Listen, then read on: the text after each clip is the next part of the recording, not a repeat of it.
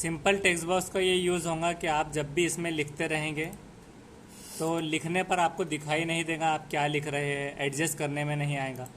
जबकि title text box का ये फ़ायदा होगा कि आप अगर कोई हेडिंग लिख रहे हैं रनिंग में तो वो जब तक ख़त्म नहीं होती तो वह आगे तक बढ़ती रहेंगी और सही से दिखाई देगा जो भी हम लिख रहे हैं। तो ये दोनों का ये फ़ायदा है। यानी महफिल में कहाँ बैठना बेहतर है, अगर हम इसे कॉपी करते हैं और इसमें पेस्ट करते हैं कॉमन में तो ये दिखाई नहीं दे रहा, जबकि जो टाइटल टेक्स्ट बॉक्स है ये पूरी तरह से उसे ओपन कर देंगी। तो दोनों में ये डिफरेंस रहेगा, सिर्फ ज़्यादा डिफरेंस नहीं है कि ये ओपनली आगे तक रैप टेक्स्ट की तरह में चलते रहेंगी। उसके बाद नेक्स्ट टूल है rectangular picture box tool. Shift plus F4 से उसे हम ला सकते हैं इनेबल करके। तो हमारे कीबोर्ड में शिफ्ट का बटन और F4 को प्रेस करने के बाद उसे हम ला सकेंगे। तो हम यहाँ से वो शिफ्ट F4 से सेलेक्ट करेंगे और इस तरह से यहाँ पर ड्रॉ कर देंगे। ड्रॉ करने के बाद यहाँ पर अभी टूल्स है जिसमें अलग अलग ये सारे टूल्स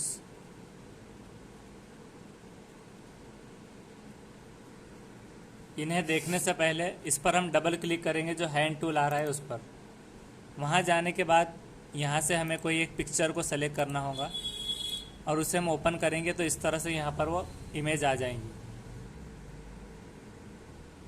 अगर आप दूसरी कोई इमेज को इसमें इंसर्ट करना चाह रहे हो, जो कि आप YouTube से भी डाउनलोड कर सकते हैं या फिर क्रोम से, तो उसके लिए आपको यहाँ पर क्रोम पर जाना होगा। वहाँ पर जाने के बाद आप अज़हरुद्दीन शेख मिसाल के तौर पर टाइप करेंगे और इमेजेस में जाएंगे। तो आपको जो पिक्चर लेना है उस पर आप राइट क्लिक करना होगा। राइट क्लिक करने के बाद सेव इमेजेस, तो यहाँ पर वो फाइल की लोकेशन पूछेगा कहाँ पर रखना है, तो ये जा रही है पिक्चर्स में। पिक्चर पे क्लिक कर देना होगा या फिर हम डॉक्यूमेंट्स पर भी कर सकते हैं। डॉक्यूमेंट्स में ये नाम से ऑलरेडी है एग्जिस्ट। तो अब हमें यहाँ से अगर लोकेशन बदलना होगा तो हमें यहाँ पर लुक इन, कहाँ पर देख रहा है वो, तो यहाँ पर देखना होगा। तो इसमें हम जाएंगे और वहाँ से कंप्यूटर में से CD में जा सकते हैं, और अगर हमें डॉक्यूमेंट्स में जाना है तो ये लाइब्रेरीज में आने के बाद डॉक्यूमेंट में आना होगा। और फिर जब हम वो नाम टाइप करेंगे, ओके करेंगे, तब जाकर हम पर्टिकुलर एक इमेज उसके अंदर इंसर्ट कर सकते हैं।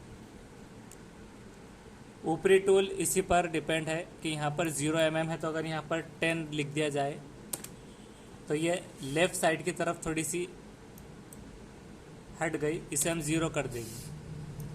दूसरे में अगर हम 20 लिखते हैं तो ये नीचे की तरफ बॉटम है, इसे हम फिर से 0.71 जितना करना है तो उतना रख देंगे। उसी तरह से ये विड्थ है, ये थोड़ा सा चौड़ा घर दिख रहा है, तो यहाँ पर हम 150 अगर लिखते हैं तो ऐसे ये फैल जाएंगी थोड़ी। तो हम इसे एडजस्ट कर सकते हैं। और ये लेंथ है, लेंथ में अगर हम 100 करते हैं या 150 अगर करते हैं तो लेंथ के तरह में ये इंक्रीज़ होगा। तो यहाँ से हम इसे अभी फ़िलहाल में 100 रख देंगे। तो ऐसे हम इसे एडजस्ट कर सकते हैं। बाकी ये जो टूल है उसके बाजू, तो उसमें अगर हम 50 करते हैं तो ये थोड़ा सा ब्राइटनेस के तरह काम में आएगा। ब्राइटनेस हमें 100 में से कितनी रखनी है, 80%। अगर हम यहाँ पर 120 लिखते हैं तो ये मैक्सिमम 100 रहेगा, तो आप 0 से 100% तक उसे दे सकेंगे।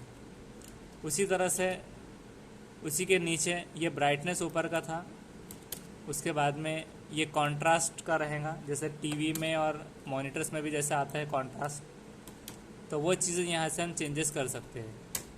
और उसी के साथ ये रोटेशन है, कितने डिग्री रोटेट आपको करना है इमेज, तो वह आप इमेज को रोटेट उतनी डिग्री यहाँ से कर सकते हैं।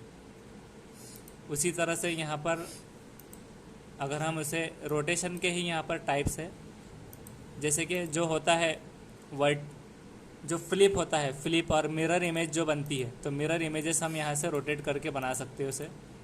इधर से अगर हम रोटेट कर देते हैं फिर और मर्तबा तो मिरर या फ्लिप और उसका रोटेशन के स्टाइल, अपोजिट डायरेक्शंस, यहाँ से हम करके उसे फॉर्मेटिंग कर सकते हैं इमेज की। तो ये इमेज की फॉर्मेटिंग थी जिसे हमने ये टूल देखा, rectangular picture box, shift plus F4। उसी तरह से शिफ्ट प्लस F5 से इलिप्टिकल पिक्चर बॉक्स टूल रहेगा, जिसमें इलिप्स की तरह में राउंडेड वे में आप इमेजेस इंसर्ट कर सकते हैं। तो ये राउंडेड वे में आ गई। सेम उसके भी टूल सेम वैसे ही रहेंगे। और उसके बाद में उसी के नीचे है round rectangle picture box tool, जिसमें रेक्टेंगल के कॉर्नर्स नहीं दिखाई देंगे, राउंडेड रेक्टेंगल दिखाई देगा। इसे हम डबल क्लिक करके जब चेक करेंगे तो राउंडेड रेक्टेंगल का यहाँ पर पिक्चर बना सकते हैं हम। और कहाँ से लोकेशन में लिया है वो देखना होगा।